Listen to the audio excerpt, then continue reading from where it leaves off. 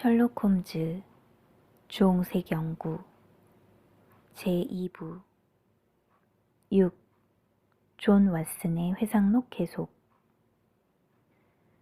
우리의 포로는 맹렬히 저항했으나 우리에게 난폭한 행동을 할 생각은 없었던 것 같다. 그는 도저히 안 된다는 것을 알고는 씩 웃고서 우리가 다치지 않았기를 바란다고 했다. 나를 경찰서로 데리고 가겠군요. 그는 셜록 홈즈에게 말했다. 문 밖에 내 마차가 있습니다. 다리를 풀어준다면 걸어서 가겠습니다. 나는 전처럼 가볍지 않아서 들기 힘들 겁니다. 그렉슨과 레스트레이드는 이 제안이 뻔뻔스럽다는 듯이 서로 얼굴을 보았으나 홈즈는 즉시 포로의 말을 믿고 그의 발목에 묶은 타올을 풀었다. 그는 일어서서 다리가 다시 자유스러워졌다는 것을 확인이라도 하듯이 다리를 쭉 폈다. 나는 그때 그를 바라보면서 이렇게 튼튼하게 생긴 남자는 드물다고 생각했던 일과 햇볕에 탄 검은 얼굴에 그의 체력 못지않게 강력한 결의와 기력이 나타나 있다고 생각했던 일이 아직도 기억난다. 만일 경찰서장 자리가 비어있다면 당신이 그 자리의 적임자입니다. 그는 홈즈를 존경스럽다는 눈으로 바라보며 말했다. 나를 정말로 신중하게 추적하셨습니다. 두 분은 나와 같이 갑시다. 홈즈는 두 형사에게 말했다. 내가 마차를 몰지요. 레스트레이드가 말했다. 좋습니다. 그렉스는 나와 같이 안에 탑시다. 왓슨, 자네도 이 사건에 흥미가 있으니 같이 가지. 나는 기쁜 마음으로 동의했고 우리는 다 같이 아래로 내려갔다. 제퍼슨은 도망치려고 하지 않고 침착하게 그의 마차 안으로 들어갔고 우리는 뒤따랐다. 레스트레이드는 마부석에 앉아 말에게 채찍질을 했고 우리는 곧 목적지에 도착했다. 우리는 작은 방으로 안내되었고 거기서 경감한 사람이 제퍼슨의 이름과 그가 살해했다는 사람들의 이름을 적었다. 경감은 얼굴이 창백하고 냉정한 사람으로 그의 임무를 단조롭고 기계적으로 수행했다. 피의자는 이번 주 안으로 판사 앞에 서야 합니다. 제퍼슨 호프 씨, 할 말은 없습니까? 당신의 말은 기록될 것이며 앞으로 당신에게 불리하게 사용될 수도 있습니다. 난 할 말이 많습니다. 제퍼슨이 천천히 말했다. 나는 여러분에게 모든 것을 말하고 싶습니다. 그것은 참았다가 판사에게 말하는 것이 좋지 않겠소? 경감이 물었다. 나는 재판에 회부되지 않을지도 모릅니다. 제퍼슨이 대답했다. 놀라지 마십시오. 자살할 생각은 없습니다. 당신은 의사입니까? 그는 사나운 검은 눈으로 나를 바라보며 물었다. 그렇소. 그럼 여기에 손을 대보시지요. 그는 수갑찬 손으로 자기 가슴을 가리키며 미소 띤 얼굴로 말했다. 나는 그의 가슴에 손을 댔다. 그리고 즉시 그의 심장이 몹시 어지럽고 강하게 고동치는 것을 알았다. 약한 건물 안에서 강력한 엔진이 움직이고 있는 것처럼 그의 흉벽이 진동하고 있었다. 방 안이 조용해서 나는 그의 가슴 속에서 고동치는 소리를 더욱 크게 들을 수 있었다. 아니, 당신은 대동맥류 환자잖소. 의사들이 그렇게 부르더군요. 그는 차분하게 말했다. 그것 때문에 지난주에 병원에 갔었는데 며칠 안에 심장이 터질 거라고 말했습니다. 지난 몇 년 동안 내 몸은 점점 나빠졌습니다. 그 병은 내가 솔트레이크의 산속에서 심하게 노출되고 먹을 것을 제대로 먹지 못해 얻은 병입니다.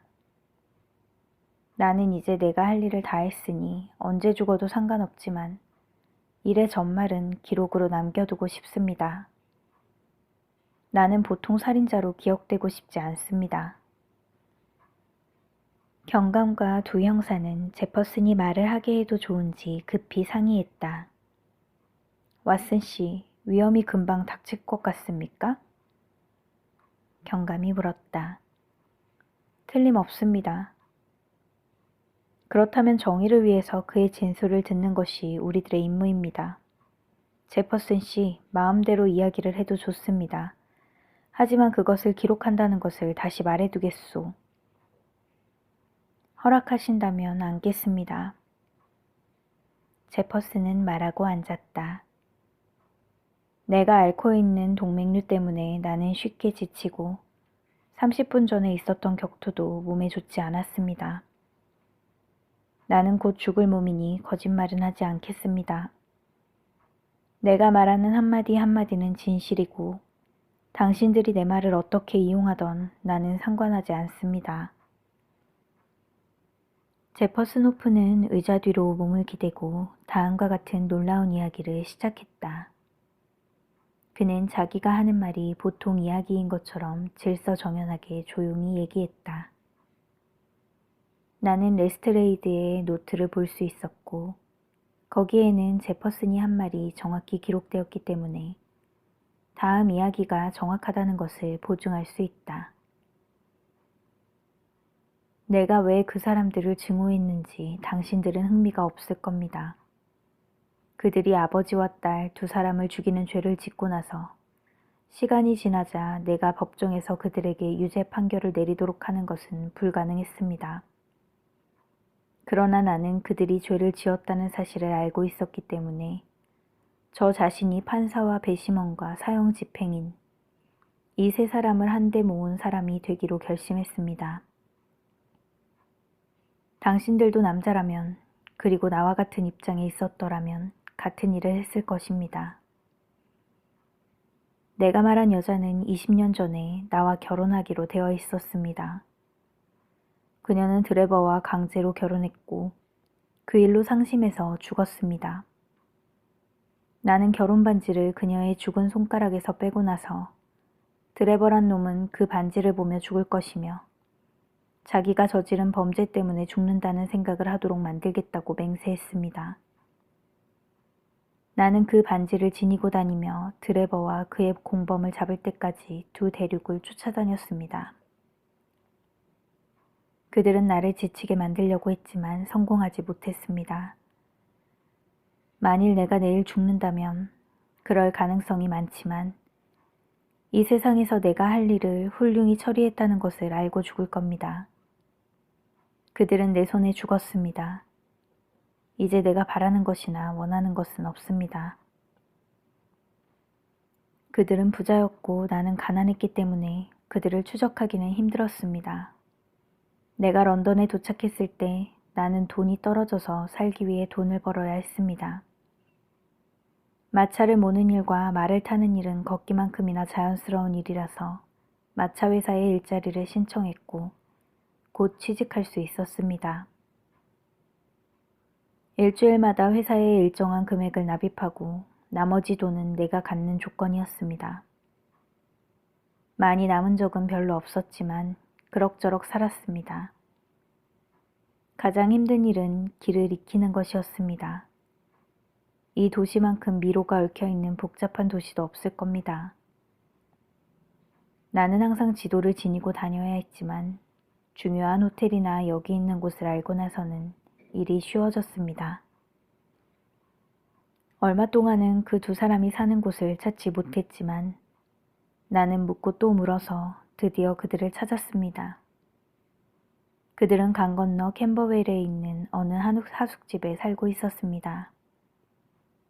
일단 그들을 찾자 그들은 내 마음대로 할 수 있었습니다. 나는 턱수염을 길렀기 때문에 그들이 나를 알아볼 가능성은 없었습니다. 그들을 계속해서 미행하며 기회가 오기를 기다렸지만 자주 놓치곤 했습니다. 그들이 런던 어디를 가든지 나는 그들을 쫓아다녔습니다. 어떤 때는 마차를 타고 어떤 때는 걸어서 뒤따랐습니다. 그러나 마차로 뒤쫓으면 그들이 도망칠 수 없어 그 편이 더 좋았습니다. 그러다 보니 아침 일찍 아니면 밤늦게나 돈을 벌 수 있어서 주인에게 내는 돈이 밀리기 시작했습니다. 그러나 내가 원하는 사람만 잡을 수 있다면 나는 상관없었습니다. 그들은 대단히 교활했습니다. 드레버와 스탱거스는 혼자 나가거나 밤에 밖에 나가지 않는 것으로 보아 자신들이 미행당하고 있을 가능성이 있다고 생각했던 게 분명합니다. 2주일 동안 나는 그들 뒤를 마차로 쫓았지만 두 사람이 떨어지는 것을 보지 못했습니다. 드레버는 거의 취해 있었지만 스탱거스는 조는 법도 없었습니다. 나는 그들을 밤늦게 아니면 아침 일찍 감시했지만 도저히 기회를 잡을 수 없었습니다. 그러나 어쩐지 좋은 기회가 올 것 같은 느낌이 들었기 때문에 나는 낙심하지 않았습니다. 한 가지 걱정되는 것은 내 가슴속의 심장이 조금 일찍 터져서 내가 할 일을 못할지도 모른다는 것이었습니다. 드디어 어느 날 저녁에 내가 그들의 하숙집이 있던 거리인 토퀘이 테라스를 마차로 왔다 갔다 하고 있는데 마차 한 대가 그들의 집 앞에 서는 것이 보였습니다. 곧 짐들을 갖고 나와 마차에 싣더니 잠시 후에 드레버와 스탱거슨이 나와서 마차를 타고 떠났습니다. 나는 말에 채찍질을 하고 그들의 마차를 따라가면서 놈들이 하숙집을 옮기지는 않을지 많은 걱정을 했습니다. 유스턴역에 오자 그들은 마차에서 내렸고 나는 한 소년에게 말을 잡고 있으라고 말한 뒤 그들을 따라 플랫폼으로 갔습니다. 그들이 역무원에게 리버풀행 열차에 대해 묻자 역무원은 한 대가 방금 떠났고 얼마 동안 있어야 다른 기차가 있다고 대답했습니다. 그 말을 듣고 스탱거스는 매우 실망한 것 같았으나 드레버는 오히려 좋아하는 것 같았습니다. 나는 그곳이 혼잡하였으므로 그들에게 바짝 접근하여 둘의 대화를 하나도 빠짐없이 들었습니다.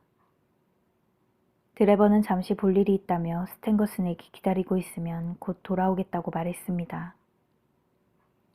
스탱거슨은 단독 행동은 절대 있을 수 없다며 단호하게 항의했지만 드레버는 워낙 미묘한 일이라 혼자 가야만 한다고 말했습니다. 그 말에 스탱거슨이 무엇이라고 대답했는지 듣지 못했지만 드레버는 벌컥 화를 내고 욕설을 퍼부으며 너는 돈을 받는 고용인에 불과하니까 자기에게 명령을 할 생각은 하지 말라고 했습니다. 그 말을 듣더니 스탱거슨은 마지못해 단념하고 만일 드레버가 마지막 기차를 놓친다면 할리데이스 프라이빗 호텔에서 만나자고 말했습니다. 드레버는 11시 이전에 플랫폼에 돌아오겠다며 역 밖으로 나갔습니다. 드디어 내가 그토록 오랫동안 기다렸던 순간이 찾아왔습니다. 원수는 이제 내 손 안에 들어온 것입니다. 둘이 같이 있을 때는 서로 상대를 보호할 수 있지만 혼자라면 내가 마음대로 할 수 있었습니다. 그렇지만 나는 경솔하게 굴지 않았습니다. 계획은 이미 짜여져 있었습니다. 누구의 손에 의해서 무엇 때문에 죽는다는 것을 상대가 모르고서는 복수의 만족감은 느낄 수 없습니다. 그래서 나는 내게 괴로움을 준 놈이 자기가 옛날에 저지른 죄악 때문에 죽는다는 사실을 알 만한 충분한 시간을 준다는 계획을 미리 짜놓았던 것입니다. 그러기 얼마 전에 브릭스턴가에 있는 빈집을 보러 갔던 한 신사가 실수로 빈집 열쇠를 내 마차 속에 놓고 내린 적이 있었습니다. 그날 저녁에 신사가 열쇠를 찾으러 와서 돌려주었지만 그동안 나는 열쇠를 복사해서 만들어 두었습니다. 그래서 나는 이 거대한 도시에서 방해를 받지 않는 장소 한 곳을 갖게 된 것입니다. 이제는 드레버를 그 빈집으로 어떻게 유인하느냐 하는 어려운 문제가 남았습니다. 드래버는 길을 걷다가 두어 군데 술집에 들렸습니다. 마지막으로 들어간 술집에는 거의 30분이나 있었고 그곳을 나온 드래버는 많이 취해 비틀거렸습니다. 그때 내 앞에는 이륜마차가 한 대 있었는데 그는 거기에 탔습니다. 나는 그 마차 가까이 1야드도 떨어지지 않을 만큼 꽁무니에 바짝 붙어서 미행했습니다. 우리는 워털루 다리를 건너고 몇 개의 다리를 또 건너며 갔습니다. 그런데 우리가 도착한 곳은 놀랍게도 토케이 테라스에 드래버가 하숙했던 집이었습니다.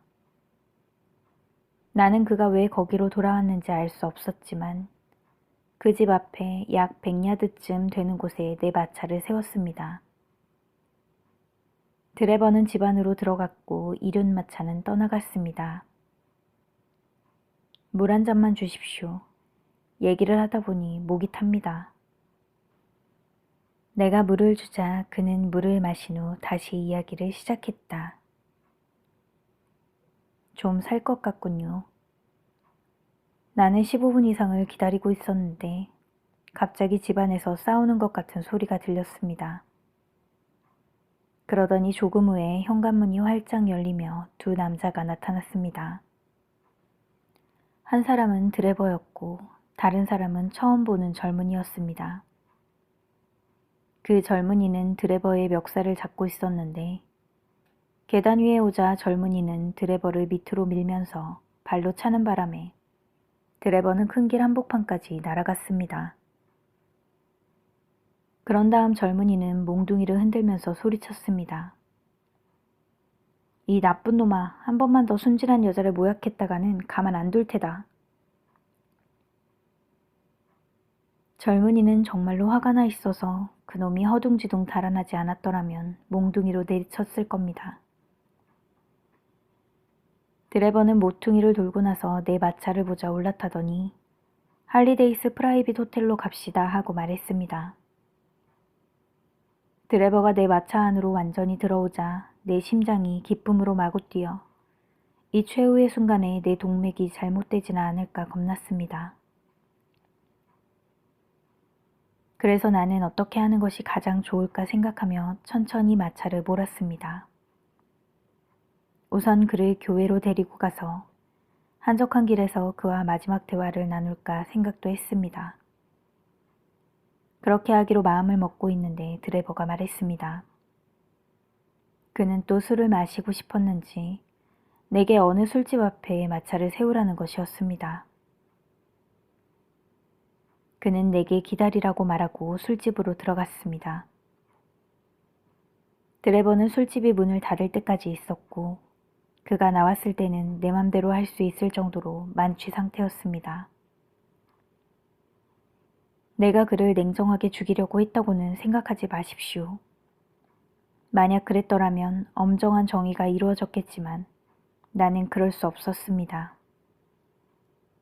나는 오래전부터 그가 원한다면 자기 생명에 대한 도박을 할 수 있는 기회를 그에게 주기로 마음먹고 있었습니다. 아메리카에서 방랑 생활을 할 때 내가 가졌던 여러 가지 직업 중에는 요크 대학 연구실에 청소부 직업도 있었습니다. 하루는 교수가 독약에 대한 강의를 하고 있었습니다. 그는 학생들에게 알칼로이드라는 것을 보여주면서 그것은 자기가 남아메리카 원주민의 독화살에서 채취하여 만든 것인데 독이 대단히 강해서 아주 적은 양으로도 사람을 죽일 수 있다고 하는 말을 들었습니다. 나는 그 독이 들어있는 약병을 보관하는 곳을 눈여겨봤다가 사람들이 없을 때 소량을 훔쳐냈습니다. 나는 조제 기술이 약간 있어서 이 알칼로이드를 물에 용해되는 작은 알약으로 만들었고 독약을 넣지 않은 비슷하게 생긴 알약과 함께 작은 상자에 넣었습니다. 그때 나는 결심하길 내게 기회가 온다면 두 원수에게 상자에서 알약 2개 중 하나를 고르도록 하고 나머지는 내가 먹으려고 마음먹고 있었습니다. 약은 독성이 대단히 강해서 손수건 너머로 총을 쏘는 것보다 덜 시끄러웠습니다. 그날부터 나는 상자를 항상 지니고 다녔고 이제 그것을 쓸 때가 온 것입니다. 때는 새벽 1시가 가까웠고 바람이 세게 불고 비가 억수같이 내리는 밤이었습니다. 밖은 참담했지만 나는 기분이 좋았습니다.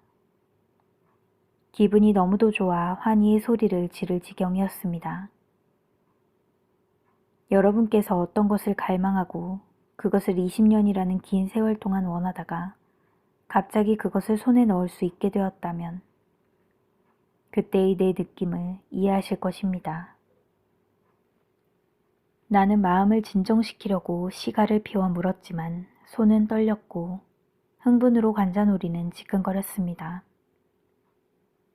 나는 마차를 몰고 가면서도 존 페리어 노인과 사랑스러운 루시가 어둠 속에서 웃고 있는 모습이 내가 지금 당신들을 볼 수 있는 것처럼 똑똑히 볼 수 있었습니다. 내가 브릭스턴가에 있는 집 앞에 마차를 세울 때까지 그들은 내 말 양쪽에서 걷고 있었습니다. 주위에는 아무도 없었고 비 내리는 소리밖에는 아무 소리도 들리지 않았습니다. 창문을 통하여 마차 안을 들여다보니 드래버는 몸을 웅크리고 취해서 잠들어 있었습니다. 다 왔습니다. 나는 그의 팔을 잡고 흔들며 말했습니다. 알았네 마부. 그는 자기가 말한 호텔에 왔다고 생각했던지 아무 말도 하지 않고 내려서 정원으로 나를 따라왔습니다. 그는 그때까지 비틀거려서 옆에서 부축해야 했습니다. 현관에 도착해 내가 현관문을 열고 그를 거실로 데리고 들어갔습니다. 맹세하건대 그때까지도 존 페리어와 루시는 우리 앞을 걸어가고 있었습니다. 아주 깜깜하군. 드래버가 발을 구르며 말했습니다. 곧 불을 켜겠습니다. 나는 말하며 성냥을 그어 내가 갖고 온 초에 불을 붙였습니다. 그리고 그에게 몸을 돌리고 불을 내 얼굴에 비추며 말을 계속했습니다. 자, 이녹 드래버, 내가 누구라고 생각하나? 그는 술 취한 흐릿한 눈으로 나를 잠깐 바라보더니 눈에 공포의 빛을 띠고 떨기 시작했습니다. 나를 알아봤던 것입니다. 그는 얼굴이 흑빛이 되어 뒤로 비틀거렸고 이가 떨리며 눈썹에 땀방울이 맺혔습니다. 그 모습을 보고 나는 문에 등을 기댄 채 오랫동안 큰 소리로 웃었습니다. 나는 복수가 달콤할 것이라는 건 알고 있었지만 그때처럼 만족스러울 줄은 몰랐습니다. 이 개 같은 자식, 내가 말했습니다. 나는 너를 솔트레이크 시티에서 세인트 페테르부르크까지 쫓아갔지만 넌 언제나 내게서 도망쳤어. 이제 마침내 너의 방랑 생활은 끝났어. 우리 두 사람 중에 한 사람은 내일 아침에 해가 뜨는 것을 보지 못할 테니. 내가 말하는 동안 그는 더 움츠러들었고 그의 얼굴은 나를 미쳤다고 생각하는 것을 읽을 수 있었습니다. 드디어 때가 온 것입니다. 내 관자놀이의 맥박은 망치질이라도 하는 것처럼 뚝딱거렸고 코피가 터져서 나를 구하지 않았더라면 나는 무슨 발작이라도 일으켰을 겁니다. 지금은 루시 페리어를 어떻게 생각하나? 나는 문을 잠그고 그의 얼굴에 대고 열쇠를 흔들면서 말했습니다. 천벌이 오는 것은 늦었지만 결국은 너를 잡았어. 내 말을 듣고 비겁한 놈의 입술이 떨리는 것을 볼 수 있었습니다. 그는 살려달라고 애원하고 싶었겠지만 소용이 없다는 것을 잘 알고 있었습니다. 나를 살해할 거요? 그는 더듬거리며 말했습니다. 살해라니 무슨 말이야? 미친 개를 죽이는 것을 누가 살해라고 하지? 내가 사랑했던 가엾은 사람을 참살당한 아버지로부터 끌고 가서 네 놈의 저주받은 파렴치한 침실에 넣었을 때 너는 자비심을 베풀었어? 그러자 드레버가 나는 루시의 아버지를 죽이지 않았어 라고 소리치더군요. 하지만 루시의 순진한 가슴을 찢어놓은 것은 네 놈이야. 나도 소리를 지르며 상자를 그의 앞으로 밀었습니다. 하나님이 우리 둘 중 한 사람을 선택하도록 하자. 하나를 골라서 먹어. 알약 하나에는 죽음이 들었고 다른 것에는 삶이 들었어. 나는 내 놈이 남기는 것을 먹겠어. 이 땅에 정의가 있는지 운이 우리를 지배하는지 보자. 그는 비명을 지르고 자비를 구하며 몸을 피했지만 나는 그의 목에 칼을 대고 내 말을 듣도록 만들었습니다. 그런 다음 나는 남은 알약을 먹었고 우리는 누가 살고 누가 죽나 보기 위해 말없이 1분 남짓 서 있었습니다.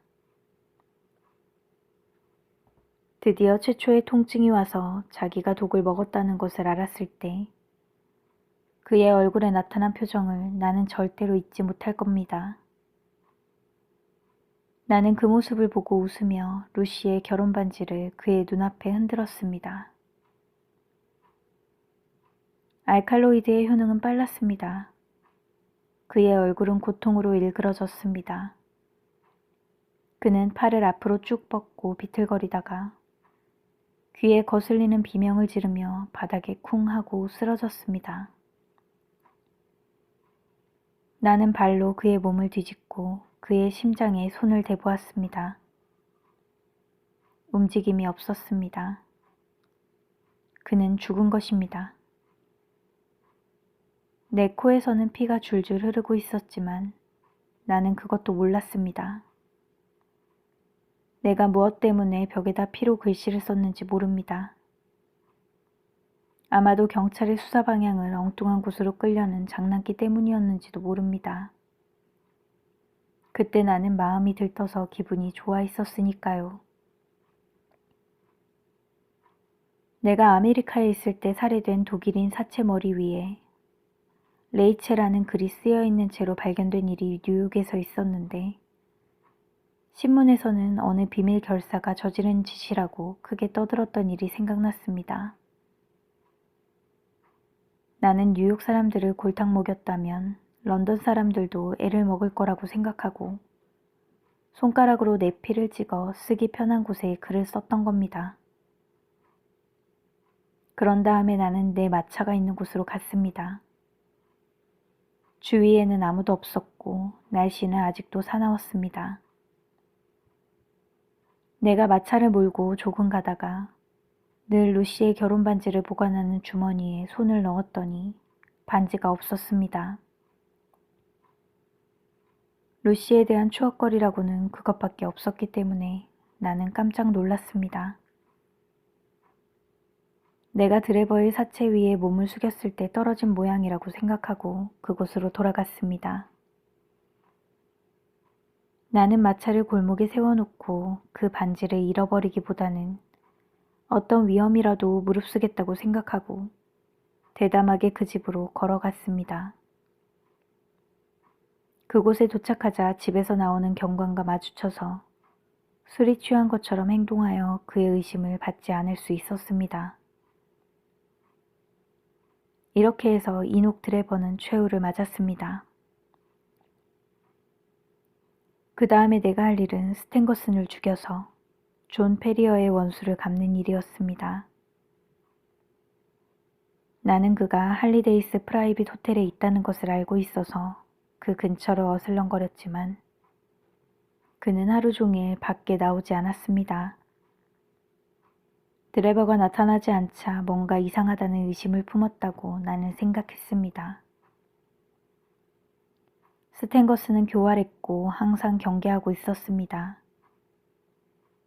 만일 그가 방 안에만 틀어박혀 있어 나를 피할 수 있다고 생각했다면 그것은 큰 오산입니다. 나는 곧 어느 것이 그의 침실 창문인지 알아냈고 다음날 아침 일찍 동이 트려고 할 때 호텔 뒷길에 있는 사다리를 이용하여 그의 침실에 들어갔습니다.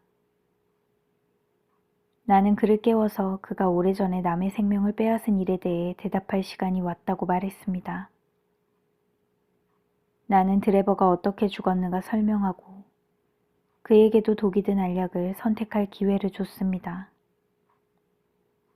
그러나 그놈은 모처럼 주어진 살 수 있는 기회는 잡지 않고 침대에서 뛰어내려 내 목을 향해 덤벼들었습니다. 나는 내 몸을 지키기 위해 그의 심장을 찔렀습니다. 어쨌든 결과는 마찬가지였습니다. 하나님은 죄를 지은 그의 손이 독이 든 알약을 고르게 했을 테니까요. 이제 할 말은 별로 없습니다. 피곤하기도 하니 잘 됐습니다.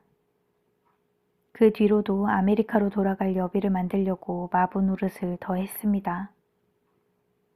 오늘도 내가 역마차를 두는 곳에 있는데 남루한 어린애가 제퍼슨 호프라는 마부가 있느냐고 묻고 베이커가 221B에 계시는 신사분이 찾는다고 하더군요. 나는 아무 의심도 하지 않고 갔다가 이 젊은 분이 내 손목에 깨끗이 쇠고랑을 채웠습니다. 이것으로 내 얘기는 끝났습니다. 당신들은 나를 살인자로 보시겠지만 나는 내가 여러분과 마찬가지로 정의를 위해 일하는 관리라고 생각합니다. 그의 얘기는 너무 흥미진진했고 감명을 주어서 우리는 말없이 앉아서 이야기에 빠져들었다. 범죄를 많이 다뤄 감동을 잘 하지 않는 두 형사들까지도 호프의 이야기에 많은 흥미를 느끼는 것 같았다. 호프의 이야기가 끝나자 우리들은 얼마 동안 말없이 앉아 있었고 들리는 소리라고는 레스트레이드가 속기록을 정리하는 연필 소리밖에 없었다. 이윽고 홈즈가 물었다. 한 가지 더 알고 싶은 게 있는데 내 광고를 보고 반지를 가지러 온 당신의 공범은 누굽니까? 호프는 홈즈에게 윙크를 보냈다. 나의 비밀은 말할 수 있지만 그 사람을 난처하게 만들고 싶지 않았습니다. 나는 당신의 광고를 보고 속임수인지 내가 원하는 반지인지 몰랐습니다. 내 친구가 직접 가서 보겠다고 나서더군요.